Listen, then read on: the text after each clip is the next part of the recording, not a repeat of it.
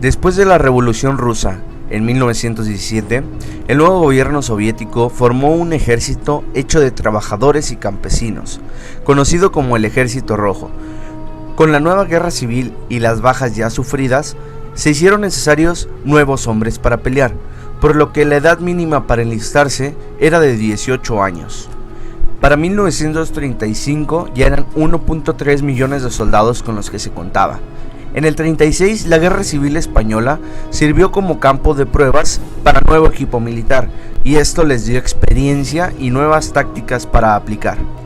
En 1941 ya se contaba con 4.8 millones de soldados, 2.8 de ellos desplegados en los distritos militares occidentales. Con las purgas y el asesinato de un personaje tan importante como Kirov, el alto mando del Ejército Rojo había sido fuertemente debilitado.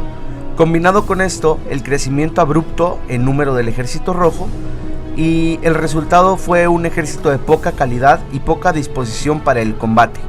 Otra consecuencia fue que las riendas las tomó un personal muy joven e inexperto.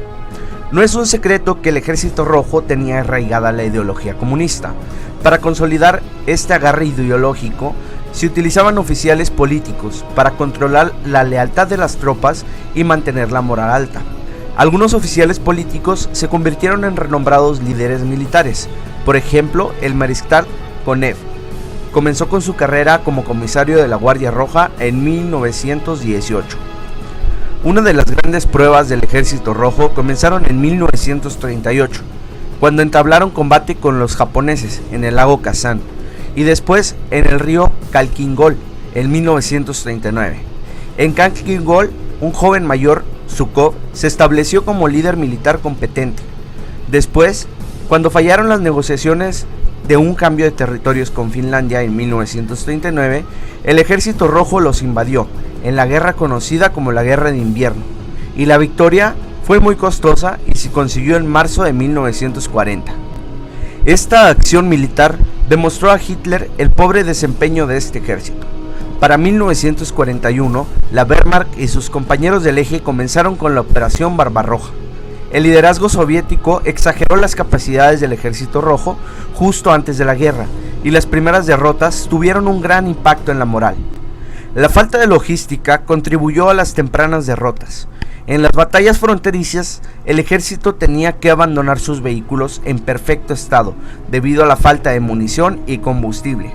A medida que los alemanes se acercaban, Stalin ordenó al ejército utilizar tácticas de tierra quemada, destruyendo todo lo que pudiera ser capturado y utilizado por el enemigo. La organización del Ejército Rojo era muy diferente a la de los ejércitos de Occidente. La columna vertebral del ejército eran las divisiones de fusileros. Estas eran la mitad de grandes que una división de la Wehrmacht, pero tenían una mayor proporción de oficiales. A final de 1941, el ejército alemán lanzó un asalto sobre Moscú. Sin embargo, ya no pudieron pasar a las líneas del Ejército Rojo. Comandantes como Zhukov habían aprendido de las duras lecciones de las derrotas anteriores. El Ejército Rojo se alzaría con la victoria en Stalingrado en 1942 y en Kursk en el 43.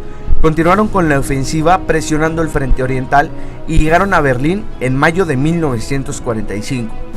34.4 millones de hombres y mujeres sirvieron en el Ejército Rojo.